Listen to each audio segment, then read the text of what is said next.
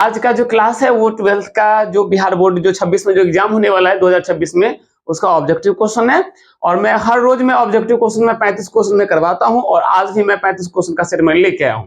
आज का जो ऑब्जेक्टिव है ये भी आज मॉडरेट रखा गया है, मतलब यहाँ से बिहार बोर्ड में क्वेश्चन बनने का चांसेस रहेगा, इसलिए इस क्वेश्चन को अच्छे से देखना है। और उम्मीद मेरा यही रहता है कि बच्चों को दिक्कत जितना से जितना कम हो सके उतना दिक्कत होना चाहिए, मतलब मेरे क्लास में बच्चों को दिक्कत होना नहीं चाहिए। इसलिए जितने बच्चे हो सब अच्छे से वीडियो को देखोगे, और अगर कहीं पर दिक्कत लगे, समस्या लगे, तो मैं उसके लिए हूं।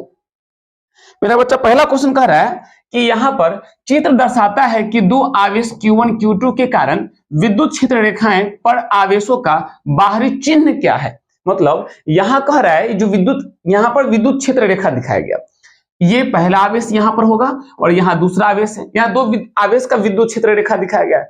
अब हमसे ये पूछ रहा है कि ये आवेश का चिन्ह पूछ रहा है, तो याद रखना जहां विद्युत क्षेत्र रेखा आता है, अगर आता हुआ दिखे मतलब निगेटिव आवेश होगा, ऋण आवेश होगा, और अगर विद्युत क्षेत्र रेखा निकलता हुआ दिखे मतलब वो धनात्मक आवेश होगा। मतलब बच्चा मेरे अगर ऐसे होगा यहां से अगर ऐसे निकलेगा, इसका मतलब ये कौन आवेश होगा बच्चा, ये धन आवेश होगा।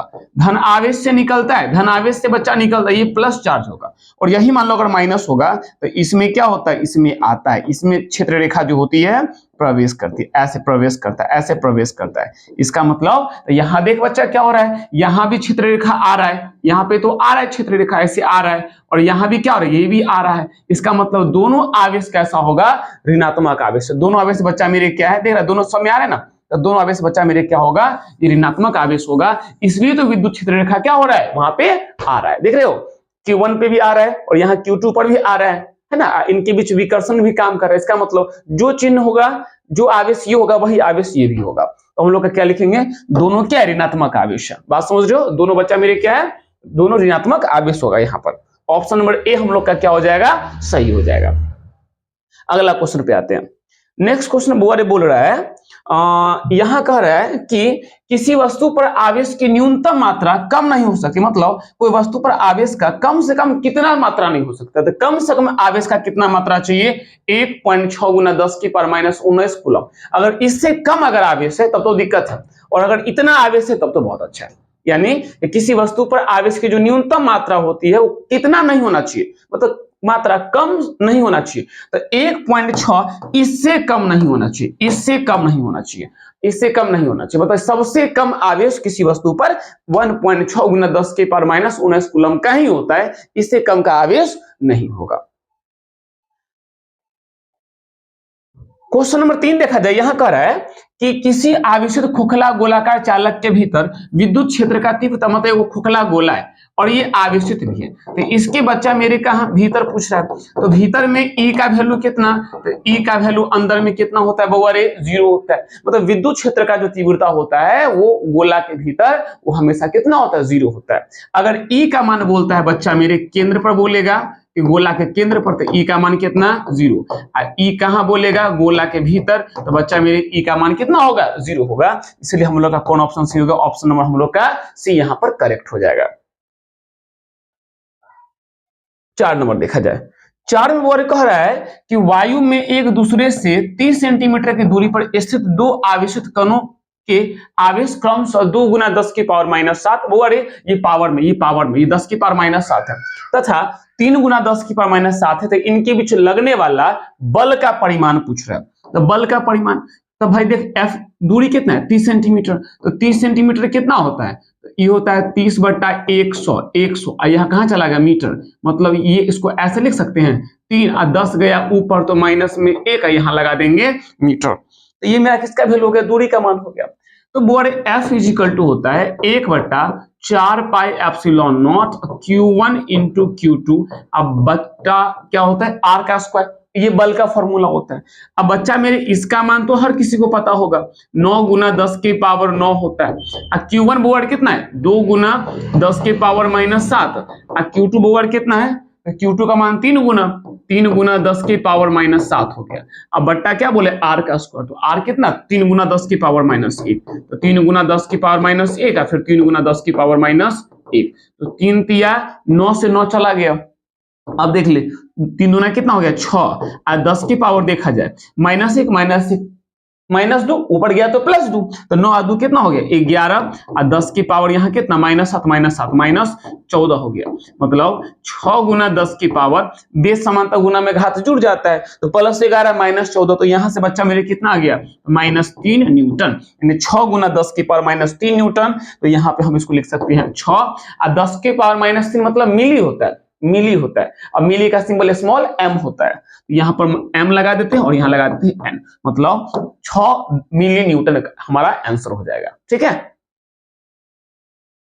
आगे देखा जाए क्वेश्चन नंबर 5 वो देख लो, और यहां कह रहा है कि किसी वस्तु पर 1 कूलम आवेश तब संभव है जब उसके निकाले गए इलेक्ट्रॉन की संख्या, 1 कूलम आवेश कब संभव है जब उस वस्तु से कितना इलेक्ट्रॉन निकाल लेंगे जो आवेश 1 कूलम हो जाएगा। भाई तो मान ले बच्चा मुझे क्या निकालना है, इलेक्ट्रॉन निकालना है, तो Q बराबर होता है +-NE होता है, यहां से अगर n निकालेंगे बोल रहे थे Q बाय कितना E हो जाएगा, तो Q कितना दिया 1 कूलम, E का मान 1.6 गुना 10 की पावर -19 कूलम, तो कूलम से कूलम चल गया, ये गया तो बट्टा में कितना 10 आ गया, मतलब यहां से इसको सॉल्व किया जाए तो ये हो गया 10/16।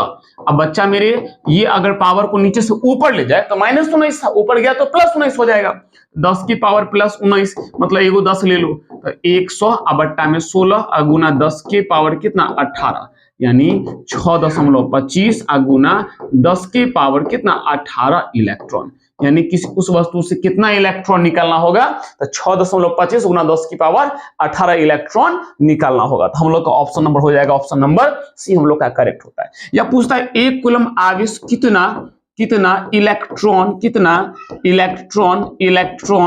के बराबर होता है, के बराबर होता है, बराबर होता है। और ये क्वेश्चन ऑब्जेक्टिव में बनता है, ये क्वेश्चन ऑब्जेक्टिव में भी बनता है, ऐसे क्वेश्चन बन जाएगा। तो याद रखना आंसर होगा 6.25 गुना 10 की पावर 18, ये हम लोग का उत्तर हो जाता है। यहां से बच्चा मेरे ऑब्जेक्टिव में भी क्वेश्चन बनता है, ऐसे दिया जाता है। ठीक है, ओके आगे बढ़ता हूं। आगे देखो 5 के बाद 6 में आ जा, 6 में बोल रहा है यहाँ पर कि 6 में आ रहा है कि यहाँ पर एक विद्युत द्विध्रुव एक पृष्ठ से घिरा हुआ है, एक विद्युत द्विध्रुव है, तो मान ले बच्चा मेरे ये द्विध्रुव है, तो यहाँ किसका है प्लस आवेश है और यहाँ बच्चा क्या माइनस आवेश है। एक बोला पृष्ठ से घिरा हुआ, एक पृष्ठ से घिरा हुआ, ऐसे पृष्ठ से घिरा हुआ है, ठीक है, ऐसे पृष्ठ से घिरा हुआ है। अब कह रहा है तो पृष्ठ पर कुल विद्युत फ्लक्स पूछ रहा है, तो बोले पृष्ठ का कुल विद्युत फ्लक्स पूछ रहा है, तो देख तो भाई फाई इज इक्वल टू होता है क्यू टोटल, अब बाय होता है एप्सिलॉन नॉट। तो बच्चा मेरे ये क्यू टोटल कितना, तो यहाँ है -q, प्लस में कितना +q, अब बाय कितना एप्सिलॉन नॉट, मतलब phi is equal to 0 by epsilon naught. तो बच्चा यहां से फ्लक्स का मान कितना हो जाएगा, तो फ्लक्स का मान तो 0 हो जाएगा, फ्लक्स का सिंबल होता है फाई और फॉर्मूला होता है q बाय एप्सिलॉन नॉट। और ये कौन दिया था, ये गॉस का प्रमेय से ये फॉर्मूला हम लोग का, ठीक है। तो हम लोग का उत्तर कौन सा हो जाएगा, ऑप्शन नंबर बी हम लोग का यहां से करेक्ट हो जाएगा। ठीक है, चलो आगे बढ़ता हूं। बहुत अच्छा क्वेश्चन, बहुत सिंपल क्वेश्चन है, ज्यादा हार्ड क्वेश्चन नहीं रखा गया आज का क्लास को। साथ में देखा जाए यहां क्वेश्चन कह रहा है, यहां बच्चा क्वेश्चन बोल रहा है कि किसी आवेश से अनंत दूरी पर उस आवेश के कारण विद्युत क्षेत्र का तीव्रता कितना होता है। अनंत दूरी बोल रहे, मान ले कोई किसी आवेश से, मान ले यहां पर कोई आवेश है, यहां पर कोई आवेश है, ऐसे कितना दूरी पर, अनंत दूरी पर, तो विद्युत क्षेत्र का जो तीव्रता होता है ई जो होता है इस समान ये ऐसे होता है, ये दूरी के वर्ग के व्युत्क्रमानुपाती होता है। मतलब अगर दूरी का मान बढ़ेगा तो बच्चा मेरे ई का मान क्या होगा, घटेगा। अनंत दूरी कह रहा है तो अनंत दूरी लेंगे तो ई का मान घटते घटते कितना हो जाएगा, 0 हो जाएगा। इसका मतलब कि अनंत दूरी पर विद्युत क्षेत्र का तीव्रता कितना होगा बच्चा मेरे, तो 0 हो जाएगा, 0 हो जाएगा।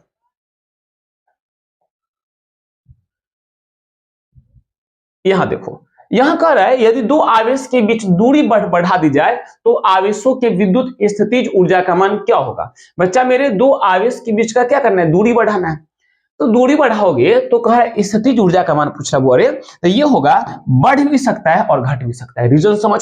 अब यहां पर जो आवेश दिया, ये आवेश अगर मान ले वो धनात्मक आवेश होगा, ये धनात्मक आवेश होगा, ये धनात्मक आवेश होगा। ऐसे आवेश प्लस माइनस दोनों होता है। और यहां बच्चा मेरे मान लो यहां पर ऋणात्मक आवेश होगा, यहाँ Q1 हो गया, यहां मान ले Q2 हो गया, Q2 हो गया। अब कह रहा है दूरी बढ़ाएंगे, दूरी अगर बढ़ाया जाए तो दूरी बढ़ेगा तो इसका जो ऊर्जा का जो मान होगा U बराबर होता है U बराबर 1/4 पाई एप्सिलॉन नॉट, और ये होता है Q1 इंटू Q2 बाई कितना होता है R का स्क्वायर होता है। अगर ऋणात्मक आवेश होगा तो ऊर्जा का मान निगेटिव हो जाएगा, और धनात्मक आवेश होगा तो ऊर्जा का मान पॉजिटिव हो जाएगा। बात समझ रहे हो? जब भी बोलेगा यदि दो आवेश के बीच की दूरी, अगर आवेश को क्लियर ना करे, आवेश को प्लस माइनस क्लियर ना करे, कौन धन आवेश कौन ऋण आवेश है, अगर यही बोलता दो धन आवेश बोलता तो भाई धन आवेश का चर्चा होता, दो ऋण आवेश बोलता तो ऋण आवेश का चर्चा होता, बट यहाँ पर कुछ क्लियर नहीं किया। तो दो आवेश के बीच अगर बोलेगा दूरी बढ़ा दी जाए तो आवेशों के विद्युत स्थिति ऊर्जा का मान क्या होगा बच्चा मेरे, तो वो बढ़ भी सकता है और घट भी सकता है। ऑप्शन नंबर हम लोग का सी डी यहाँ पर करेक्ट हो जाएगा। 9 नंबर देखा जाए, 9 में बुआरी कह रहा है यहां से कि विस्थापन धारा का मात्रक होता है। तो बच्चा मेरे विस्थापन धारा जो होता है ना, ये ID इसका सिंबल होता है, और ये एप्सिलॉन नॉट और डी फाई ई, अब बाई कितना बच्चा रे, ये dt होता है। ये विस्थापन धारा का ये फॉर्मूला होता है, विस्थापन धारा का फॉर्मूला होता है, और है तो धारा, तो धारा कब है, इसका भाई मात्रक क्या होगा, एम्पियर हो जाएगा। विस्थापन धारा का जो मात्रक होगा वो बच्चा मेरे क्या हो जाएगा, एम्पियर हो जाएगा। ठीक है, विस्थापन धारा, ये विद्युत चुंबकीय तरंग एक चैप्टर था जहां से 3 मार्क्स का क्वेश्चन आता है, उसी चैप्टर का ये ऑब्जेक्टिव क्वेश्चन है। हाँ, 10 नंबर देखा जाए, 10 में बच्चा मेरे कह रहा है कि प्रयोगशाला में बैक्टीरिया से मुक्त कराने में उपयोग किया जाता है, मतलब प्रयोगशाला में बैक्टीरिया हो जाए या फंगस हो जाए, इस सबको कोई पदार्थ को, कोई खाद्य पदार्थ या कुछ भी है, अगर उसको चाहते हो कि बैक्टीरिया से मुक्त, मतलब बैक्टीरिया उस पर है या फंगस है, उसको नष्ट करना चाहते हो, हम लोग किसका यूज करते हैं, अल्ट्रावायलेट किरण का यूज करते हैं ना। अल्ट्रावायलेट रे जो होता है, ये जो किरण जो होता है, ये बैक्टीरिया को, फंगस को, ये सबको मारने का, ये नष्ट करने का काम करता है। ठीक है, तो प्रयोगशालाओं को बैक्टीरिया से मुक्त करने के लिए लोग किसका उपयोग करता है, अल्ट्रावायलेट के, मतलब प्रयोगशाला कोई लेबोरेटरी है, और लेबोरेटरी को मतलब है ना बैक्टीरिया से फ्री करने के लिए, बैक्टीरिया वहां का मारने के लिए या फंगस को मारने के लिए लोग किसका यूज करता है वहां पर, तो अल्ट्रावायलेट किरण का लोग यूज करता है। आगे आ जाओ, 11 नंबर वाले क्वेश्चन कह रहे हैं यहाँ पर कि विद्युत चुंबकीय तरंग में विद्युत एवं चुंबकीय क्षेत्रों के बीच कालांतर, बहुत कालांतर बोल रहा है, ध्यान से देखो, विद्युत चुंबकीय तरंग कैसे होता है, ये विद्युत चुंबकीय तरंग होता है, और ये ऐसे होता है, ये ऐसे होता है, ये विद्युत चुंबकीय तरंग है। कालांतर मतलब कि इसमें देखो, अगर इसका कोण अगर ओमेगा टी होता है, तो ये भी कोण क्या होता है, दोनों का ओमेगा टी होता है, दोनों का ओमेगा टी होता है। अगर बच्चा मेरे ई ओमेगा टी कोण पर है तो ये भी क्या होगा, ओमेगा टी। इसका मतलब अगर ये 60 डिग्री पर होगा तो बच्चा ये भी कितना होगा, 60 डिग्री पर होगा। कालांतर क्या होता है कि दोनों के कोण के बीच का अंतर कालांतर होता है। कालांतर इज इक्वल टू होता है बच्चा मेरे, फाई इज इक्वल टू होता है θ2 माइनस θ1, तो θ2 कितना, तो ये दोनों का तो ओमेगा टी है, अगर घटा देंगे तो कालांतर कितना डिग्री का हो जाएगा, 0 डिग्री का हो जाएगा, है ना। यही बोलता कि चुंबकीय क्षेत्र और विद्युत क्षेत्र के दिशा के बीच पूछता, कौन पूछता, तो हम लोग क्या लगाते, π/2 लगाते। पर यहाँ पर दिशा का तो चर्चा नहीं हो रहा, क्या मेरे से पूछ रहा है बच्चा मेरे, यहाँ से पूछ रहा है कालांतर पूछ रहा है, बीच कालांतर पूछ रहा है, तो कालांतर कितना डिग्री का हो जाएगा, तो 0 डिग्री का हो जाएगा। ठीक है, स्क्रीनशॉट करना है तो कर लो। 11 हो गया ना, 12 में आ जा। 12 बार पूछ रहा है यहां से कि विद्युत चुंबकीय तरंग के संचरण का दिशा क्या होता है, विद्युत चुंबकीय तरंग के संचरण का दिशा अभी मैंने जस्ट बताया था, जो ऐसा फोटो जो बनाया था, ये वाला फोटो, यही विद्युत चुंबकीय तरंग हो गया। ऊपर में कौन क्षेत्र होता है, पहले होता है विद्युत क्षेत्र होता है, ऐसे विद्युत क्षेत्र होता है, और नीचे में बच्चा मेरे कौन सा क्षेत्र होता है, चुंबकीय क्षेत्र होता है। ये वेक्टर ई होता है, ये वेक्टर बी होता है। फिर बाद में क्या होता है, ऊपर चल जाता है चुंबक, ये विद्युत क्षेत्र चुंबकीय क्षेत्र चला जाता है, ये ऐसे हो जाता है, कुछ ऐसे हो जाता है, और फिर बच्चा मेरे ये यहां से आ जाता है चुंबकीय क्षेत्र, ये ऐसे हो जाता है, ये ऐसे हो जाता है, ऐसे हो जाता है, ये यहां पर वेक्टर ई हो जाता है। तो इसमें कह रहा है कि इसका संचरण का दिशा क्या होता है, इसका संचरण का दिशा होता है vector E cross vector B के समांतर जो होता है, विद्युत चुंबकीय तरंग के संचरण का दिशा होता है। याद रखना है बच्चा मेरे, वेक्टर ई विद्युत चुंबकीय तरंग, पहले क्या है, विद्युत है, तो विद्युत के लिए ई लगाना है, फिर कौन है, चुंबकीय, तो क्रॉस लगा ले, और यहां लगा ले चुंबकीय लगा ले। ठीक है ना, कभी भी बी क्रॉस ई नहीं करना, या वेक्टर बी के समांतर या वेक्टर ई, बिल्कुल नहीं। जब भी होगा इसका तो वेक्टर ई क्रॉस बी के समांतर। ऑप्शन नंबर हम लोग का कौन सा, ऑप्शन नंबर हम लोग का ए यहां पर करेक्ट आंसर माना जाएगा। आगे आ जाओ, अगला क्वेश्चन बच्चा मेरे आ रहा है, क्वेश्चन नंबर 13। यहां कह रहा है कि विद्युत चुंबकीय तरंग की उत्पत्ति कहते इनके द्वारा होती है। भाई विद्युत चुंबकीय तरंग का जो उत्पत्ति होता है वो किसके द्वारा होता है? एक त्वरित आवेश, एक स्थिर आवेश, अनावेशित आवेश या गतिशील। तो बच्चा मेरे विद्युत चुंबकीय तरंग का जो उत्पत्ति होता है त्वरित आवेश के कारण होता है। यानी कि जब कोई आवेश त्वरित के मतलब त्वरित होता है, उसका अगर वेग समय के सापेक्ष लगातार बदल रहा होता है, त्वरित होता है, तो त्वरित आवेश क्या पैदा करता है? वो उत्पन्न करता है विद्युत चुंबकीय तरंग को, वो उत्पन्न करता है। अगला देखो क्वेश्चन नंबर 14 बोर्ड देख ले। यहां कह रहा है कि विद्युत चुंबकीय तरंग का संचरण होता है। कैसे भाई? अब तरंग का संचरण पूछ रहा है तो वो क्या होता है? विद्युत क्षेत्र के लंबवत, बिल्कुल लंबवत होता है। चुंबकीय क्षेत्र के लंबवत, बिल्कुल, मतलब दोनों के लंबवत। हाँ बच्चा, यहाँ पर ए और बी दोनों, यानी ऑप्शन नंबर हम लोग का कौन सी हो जाएगा? हम लोग का ऑप्शन हो जाएगा ऑप्शन नंबर यहाँ से सी हम लोग का सही हो जाएगा। यानी विद्युत चुंबकीय तरंग का जो संचरण होता है या संचरण का जो दिशा होता है वो क्या होता है? तो दोनों के लंबवत होता है। मतलब हम लोग पढ़े हैं ना कि वेक्टर ई क्रॉस बी के समांतर होता है, के समांतर होता है, के समांतर होता है। तो तरंग का जो संचरण होता है, तरंग का जो संचरण जो होता है, संचरण जो होता है बच्चा मेरे, वो क्या होता है? वो लंबवत होता है विद्युत क्षेत्र के, और तरंग का संचरण लंबवत होता है चुंबकीय क्षेत्र के। दोनों के लंबवत वो होता है ना। ऑप्शन नंबर सी हम लोग का यहां से करेक्ट माना जाएगा।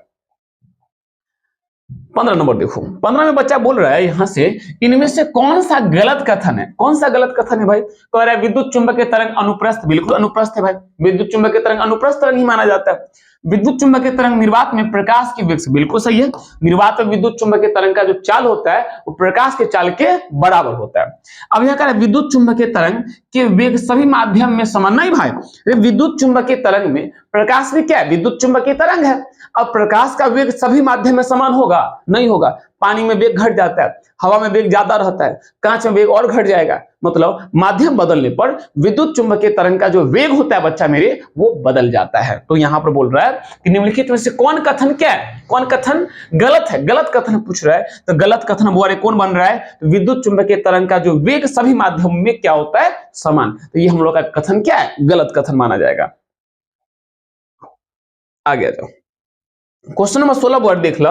यहां कर दूर संचार के लिए उपयुक्त विकिरण। तो दूर संचार में हम लोग किसका यूज करते हैं? तो माइक्रो तरंग का। दूर संचार मतलब जो वायुयान हो गया, एरोप्लेन हो गया, फाइटर जेट हो गया, नेविगेशन हो गया, जो जैसे नेविगेशन जो रडार जो होता है ना, रडार जो होता है, जो काम करता है, ये वाईफाई जो काम करता है, वो किस पर काम करता है? सब माइक्रो तरंग पर काम करता है। ठीक है, तो माइक्रो तरंग जैसे कि एरोप्लेन है, अब उसको आकाश में तो उसको रास्ता दिखा नहीं पड़ता है, तो उसको रास्ता कौन दिखाता है? रडार दिखाता है। और रडार किस पर काम करता है? तो वो सब काम करता है माइक्रो तरंग पर काम करता है। तो हम लोग का ऑप्शन नंबर 16 का कौन सी हो जाएगा? ऑप्शन नंबर हम लोग का सी हम लोग का सही हो जाएगा। ठीक है, पैराबैल में तो बहुत खतरनाक होता है। अवरक्त जो होता है ये थर्मल पे काम करता है ना, और इंफ्रारेड मतलब इसमें नाइट विजन जो होता है, रात में अगर जैसे तो नाइट विजन कैमरा जो होता है उसमें कौन सा लोग यूज, मतलब नाइट में जैसे ये इंफ्रारेड जो ये ना इंफ्रारेड मतलब ये नाइट में नॉर्मली ये काम करता है बी वाला। और दृश्य प्रकाश में तो हम लोग देखते हैं जो बात है। तो यहाँ पर अवरक्त ये मतलब माइक्रो तरंग जो होगा ये हम लोग का काम करता है ना। आगे आते हैं। ठीक है, 17 नंबर देखा जाए। 17 नंबर कह रहे हैं यहां से कि प्रकाशीय तंतु का सिद्धांत है। सबको पता है, इससे पहले भी ये क्लास हो चुका है, ये क्वेश्चन हो चुका है कि प्रकाशीय तंतु कहां काम करता है? तो पूर्ण आंतरिक परावर्तन के सिद्धांत पर ये काम करता है। और मैं बता भी चुका हूं कि प्रकाशीय तंतु का कितना पार्ट होता है। ये उसका पार्ट ऐसे कुछ होता है, ये इसका पार्ट होता है, ये क्या होता है? ये कोर होता है, ये कोर होता है, ये कोर होता है। ये बच्चा मेरे क्या होता है? क्लैडिंग होता है, क्लैडिंग होता है, क्लैडिंग क्लैडिंग क्लैडिंग होता है, क्लैडिंग ये क्लैडिंग होता है, ये क्लैडिंग होता है। और ये क्या? ये सुरक्षा जैकेट होता है, ये सुरक्षा जैकेट होता है, जैकेट होता है, ये सुरक्षा जैकेट, ऐसा कुछ होता है। और प्रकाश का पूर्ण आंतरिक परावर्तन कहां से होता है? कोर से होता है। और कोर से प्रकाश ऐसे जाता है, ये कोर ये हम लोग का कोर हो गया। यहाँ से प्रकाश ऐसे गया, ऐसे होता है, ये ऐसे जाता है ना, ऐसे बाहर निकल जाता है। तो यही हम लोग का होता है प्रकाश का पूर्ण आंतरिक परावर्तन। और बच्चा मेरे ये हम लोग का क्या? ये हम लोग का होता है कोर होता है, हम लोग का कोर होता है। तो ये चीज याद रखना है कि प्रकाशीय तंतु किस पर काम करता है? वो काम करता है प्रकाश के पूर्णांतरिक परावर्तन के सिद्धांत पर काम करता है। ऑप्शन नंबर सी हम लोग का करेक्ट माना जाता है। 17 हो गया। अब आगे देखा जाए, 18 में देखा जाए। 18 बोरे कह रहा है कि 20 मेगाहर्ट्ज से अधिक आवृत्ति का संचार। तो 20 मेगाहर्ट्ज से अधिक आवृत्ति का जो संचार होता है वो कहां होता है? उपग्रह में। लगभग वो 30 मेगाहर्ट्ज के आसपास का होता है। तो यहाँ पे जो उपग्रह जो होता है यानी आयन मंडल को जो चीरने का काम जो करता है, यानी कि ये जो उपग्रह कहां होते हैं? ये सब आयन मंडल के बाहर होते हैं। जो भी संचार उपग्रह होते हैं वो सब आयन मंडल के बाहर होते हैं। तो आयन मंडल को चीर के जो मतलब उच्च आवृत्ति वाला तरंग रहेगा तभी ना वो आयन मंडल से बाहर निकल जाएगा, अंतरिक्ष में चल जाएगा। और अंतरिक्ष में कौन होते हैं भाई? ये सब उपग्रह रखे होते हैं। तो उपग्रह जो होता है किस पर काम करता है? इसकी आवृत्ति कितना? 20 मेगाहर्ट्ज से अधिक आवृत्ति की होती है। मतलब जितना उपग्रह होगा वो सब किस पर काम करेगा? 20 मेगाहर्ट्ज से अधिक की आवृत्ति पर वो सब काम करता है। मतलब 30 मेगाहर्ट्ज हो गया, उससे भी ज्यादा पर वो ये सब काम करता है। तो याद रखना 20 मेगाहर्ट्ज से अधिक आवृत्तियों का संचार उपयोग होता है किसमें भाई? तो उपग्रह में उपयोग होता है। भूतरंग भूतरंग तो भाई भूमि के जो समानांतर जो चलता है वो भूतरंग होता है। आयन मंडल तो पता है, मैं पृथ्वी का जो 5 को मंडल था, मैं हर बच्चा को मैं पढ़ा चुका, मैं इसका क्लास में ले चुका कि पृथ्वी का जो वातावरण को कितने मंडल में बांटा गया था और किस मंडल में क्या होता है, मैं सब कुछ बता चुका हूं। आगे आ जाओ।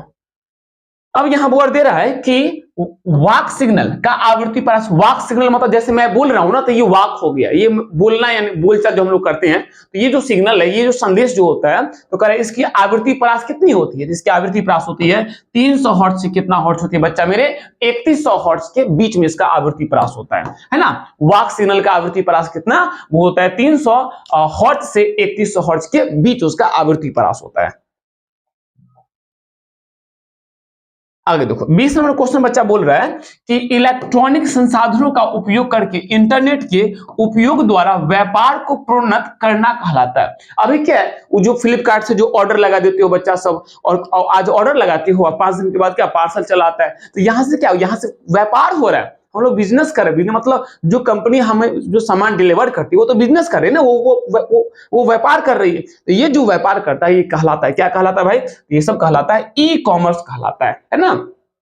ई कॉमर्स मतलब इलेक्ट्रॉनिक बिजनेस ये सब कहलाता है। तो हम लोग इसको क्या बोलते हैं? हम लोग ई कॉमर्स बोलते हैं। यानी फ्लिपकार्ट हम लोग का क्या है? ई कॉमर्स कंपनी हो। फ्लिपकार्ट हो गया, अमेजोन हो गया, मंत्रा हो गया, है ना, या जो भी मतलब अदर कंपनी है वो जो डिलीवर करती है, जो भी मतलब सब प्रोडक्ट बेचती है, वो सब कहलाता है ई कॉमर्स कंपनी सब कहलाता है। और वो जो बिजनेस जो होता है वो कहलाता है ई कॉमर्स कहलाता है। आगे आता हूं।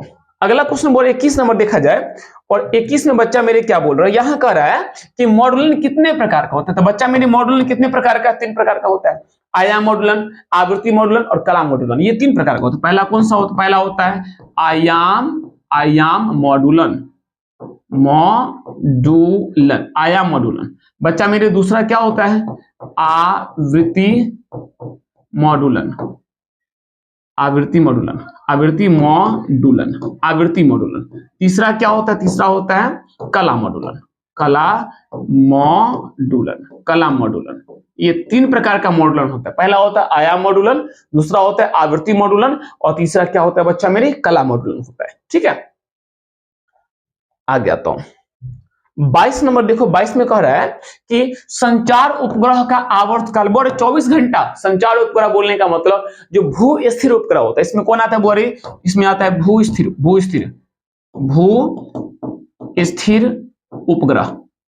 उपग्रह। बच्चा मेरे ये जो उपग्रह होता है वो पृथ्वी के साथ साथ घूमता है। पृथ्वी एक चक्कर कितना देर में लगाता है? 24 घंटा में। तो ये जो उपग्रह होता है ये भी क्या करता है? तो ये भी 24 घंटा में पृथ्वी का एक चक्कर लगाता है। और इस ग्रह को देखा जाए, इस उपग्रह को देखा जाए धरती पर से, तो ये लगेगा कि धरती के साथ ये चल रहा है। याद रखना कि संचार उपग्रह जब बोलेगा तो इसका आवर्तकाल कितना बच्चा? इसका होता है 24 घंटा में धरती का एक चक्कर लगाता है। और इसको लोग क्या बोलते हैं? भू स्थिर उपग्रह के नाम से जाना जाता है।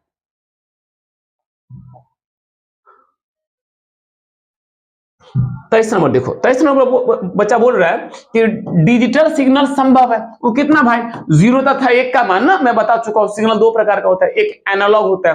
बच्चा एनालॉग में क्या होता है? ऐसा सिग्नल एनालॉग में ऐसे होता है, इसका जो मान होता है ना वो लगातार कम ज्यादा होता रहता है। लेकिन जितना भी डिजिटल सिग्नल होगा इसमें अगर मान लो ये 0 हो गया और ये 1 हो गया, तो इसका मान 0 से 1 जाएगा, 1 से 0 होगा, फिर 0 से कहां बच्चा? 1 उठ जाएगा, फिर 1 से कहां? 1 से केदा 0 हो जाएगा। ये कहलाता है डिजिटल सिग्नल, और ये कहलाता है एनालॉग सिग्नल कहलाता है। ठीक ना, ये कहलाता है एनालॉग एनालॉग कहलाता है, एनालॉग कहलाता है, एनालॉग सिग्नल, ये एनालॉग सिग्नल कहलाता है। और ये हम लोग का कहलाता है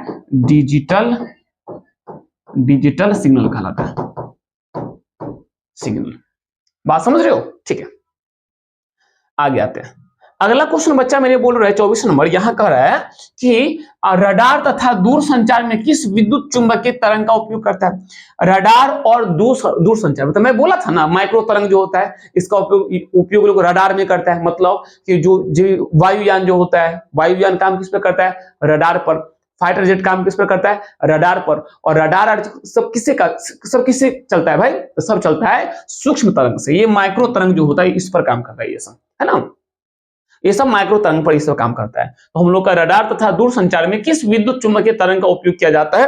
तो हम लोग बच्चा क्या बोलते हैं? माइक्रो तरंग का उपयोग किया जाता है। आगे आओ, अगला क्वेश्चन बोले 25 में यहां बोल रहा है कि फैक्स क्या है? फैक्स क्या है? बोल रहे फैक्स क्या है? फैक्स, तो फैक्स का पूरा नाम होता है फैक्सीमाइल टेलीग्राफी, फैक्सीमाइल टेलीग्राफी होता है। अब देखो आज ना बच्चा मेरे आ गया व्हाट्सएप आ गया, तो किसी को फोटो भेजना होता है तो व्हाट्सएप कर देते हैं। लेकिन जब व्हाट्सएप नहीं था उस समय अगर सूचना को भेजना होता था, फोटो भेजना होता था, या मान लो कोई डॉक्यूमेंट भेजना होता था, किसी का एडमिट कार्ड को भेजना होता था।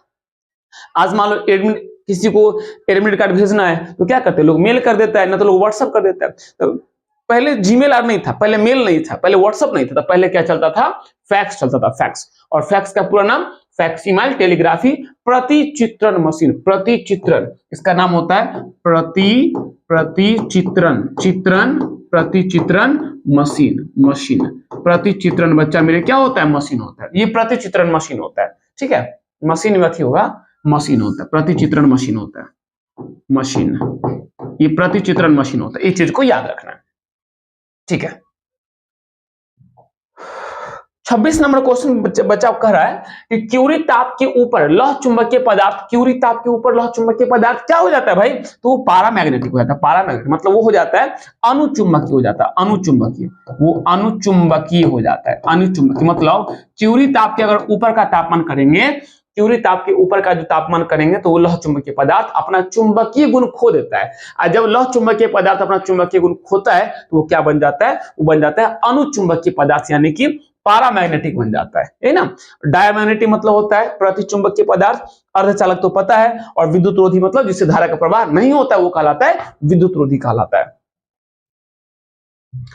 27 नंबर क्वेश्चन, पारामैग्नेटिक पदार्थ के लिए चुंबकीय प्रवृत्ति काय, इसको बच्चा क्या पढ़ रहा है? काय पढ़ना है। ये काय कैसे लिखाता है? ऐसे, ये ऐसे काय लिखाता है।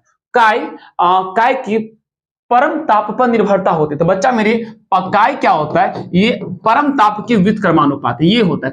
मतलब किसी पारामैग्नेटिक पदार्थ की जो चुंबकीय प्रवृत्ति होती है, काय जो होती है, वो परम ताप के व्युत्क्रमानुपाती होता है। इसका मतलब अगर तापमान बढ़ेगा तो चुंबकीय प्रवृत्ति क्या होगा? उसका घट जाएगा। तो हम लोग का ऑप्शन कौन से हो गया? ऑप्शन हम लोग का बी यहाँ पर बच्चा मेरे करेक्ट हो रहा है। ऑप्शन नंबर बी हम लोग का सही हो गया।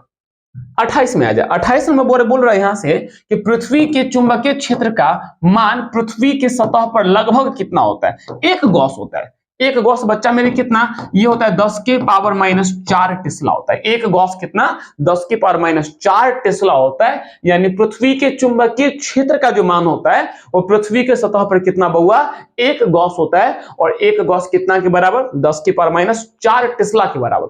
ये टेस्ला क्या होता है? तो चुंबकीय क्षेत्र का एसआई मात्रक होता है। और गॉस क्या होता है? ये चुंबकीय क्षेत्र का सीजीएस मात्रक होता है।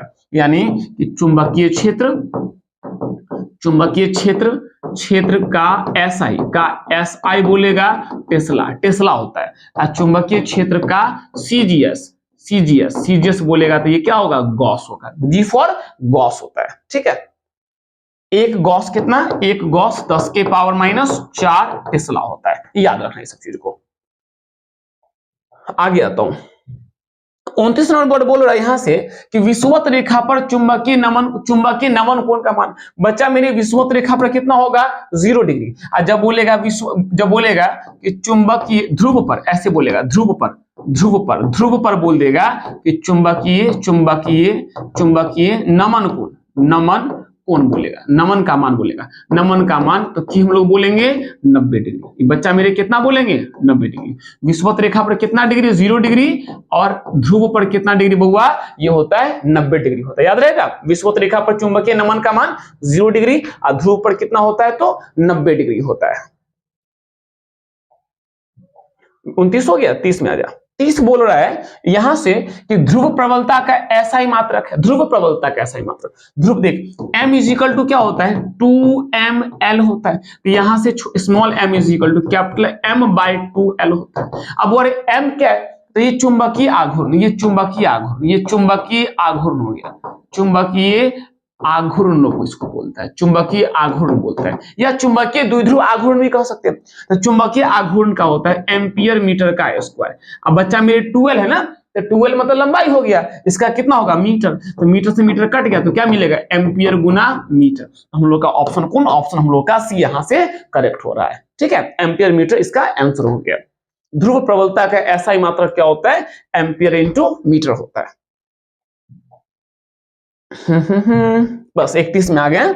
और 31 बच्चा मेरे अस्थाई चुंबक बनाने के लिए प्रयोग किया जाता है स्टील का। स्टील का अगर अस्थाई चुंबक बनाना है तो स्टील का यूज कर बच्चा मेरे, और अगर अस्थाई बनाना है तो किसका यूज करते हैं इसमें, किसका, ये अस्थाई अस्थाई अस्थाई अस्थाई चुंबक। अस्थाई चुंबक में किसका उपयोग करना है नरम लोहा का, और अस्थाई चुंबक में किसका उपयोग करना है स्टील का उपयोग करना है। स्टील जो होता है ना इसको अगर चुंबकित कर दोगे और इसको चुंबकित कर दो मतलब इसको चुंबकीय क्षेत्र में ले जाओ और फिर उसको हटा दो तो ये चुंबकीय गुण स्टील जल्दी नहीं खोता है। इस कारण से इससे लोग क्या करता है तो अस्थाई चुंबक का निर्माण करता है। याद रखना बच्चा मेरे, अस्थाई चुंबक बनाने के लिए किस पदार्थ का लोग उपयोग करता है तो वो हम लोग का होता है स्टील होता है। ठीक है, और अस्थाई चुंबक बोलेगा तो किसका भाई नर्म लोहा का लोग उपयोग करता है। और ये ठीक है, आगे बढ़ता हूं। क्यूरी ताप वह ताप है जिससे अधिक ताप पर, क्यूरी ताप से अधिक ताप पर क्या होता है तो लौह चुंबकीय पदार्थ कैसा बन जाता है अनुचुंबकीय पदार्थ बन जाता है। यानी ऑप्शन नंबर हम लोग का कौन सही हो रहा है, ऑप्शन नंबर हम लोग का ए सही हो जाता है कि क्यूरी ताप से अधिक तापमान पर कोई पदार्थ को गर्म करोगे तो वो जो पदार्थ होगा वो किस तरह व्यवहार करेगा तो लौह चुंबकीय पदार्थ अनुचुंबकीय की तरह वो व्यवहार करना चालू कर देता है। ऑप्शन नंबर ए हम लोग का यहां से करेक्ट हो गया। 32 बस खत्म हो गया बच्चा, खत्म हो गया। 33 बोल रहा है बुआरे यहां करेक्ट निर्वात या हवा की चुंबकशीलता म्यू नॉट का मान पूछ रहा है। तो म्यू नॉट का मान कितना तो mu naught by 4 pi is equal to होता है 10 के पावर -7 हेनरी पर मीटर। ये हेनरी पर मीटर होता है, ये हेनरी पर मीटर। और ये क्या है इसको लोग बोलता है चुंबकीय नियतांक बोलते हैं, चुंबकीय नियतांक है, ये नियतांक है, ये चुंबकीय नियतांक है। यहां से बच्चा मेरे म्यू नॉट बोलेगा तो 4 पाई गुना कितना 10 के पावर -7 H/m हेनरी पर क्या हो जाएगा मीटर। तो ऑप्शन कौन से हो गया, ऑप्शन हम लोग का ए यहां पे करेक्ट हो गया। 4 पाई गुना 10 की पावर -7 हेनरी पर क्या हो गया मीटर हो गया। ठीक है, ओके।